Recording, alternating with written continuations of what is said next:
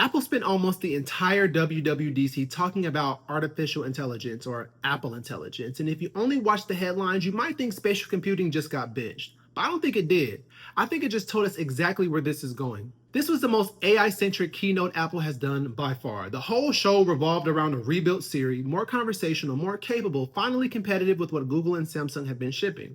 But here's the part that matters strategically. Apple's most powerful new models aren't fully Apple's. They're built in collaboration with Google, a custom version of Gemini reportedly running on NVIDIA's hardware in Google's cloud, in a deal that's said to be worth around $1 billion a year. So basically what we just saw is the most vertically integrated company on the planet, the one that builds its own chips, its own silicone, its own everything, looked at the AI race and decided it could not afford to be behind. This was also Tim Cook's last keynote, and his successor, Turnus, is Apple's head of hardware. Read that signal too. So where was spatial computing in all of this? It was there, it just wasn't the star. Apple announced visionOS 27 and the features are genuinely good. Visual intelligence comes to Vision Pro. Look at something in the real world through a pass-through camera and just ask Siri about it. You can turn your own panorama photos into spatial scenes and even use them as the environment you work inside.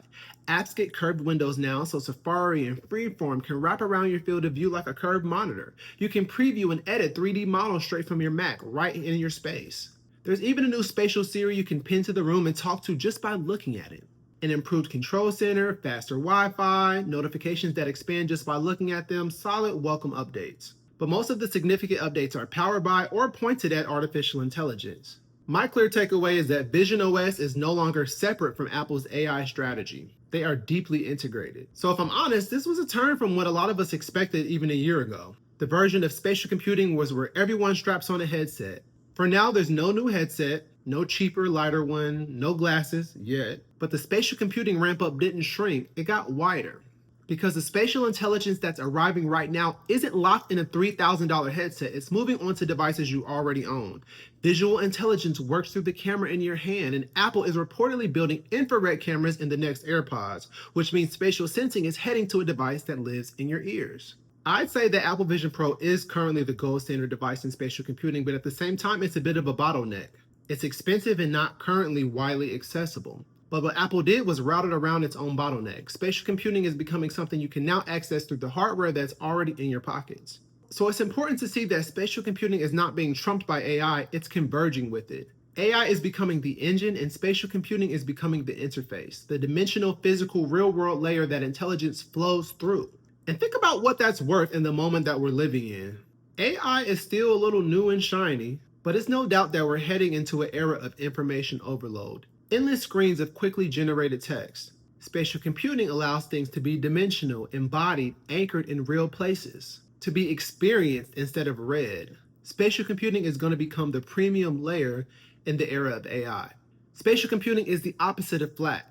While AI makes everything flatter, faster, and more disposable, spatial is what makes information land in a physical space, in a body, in a memory.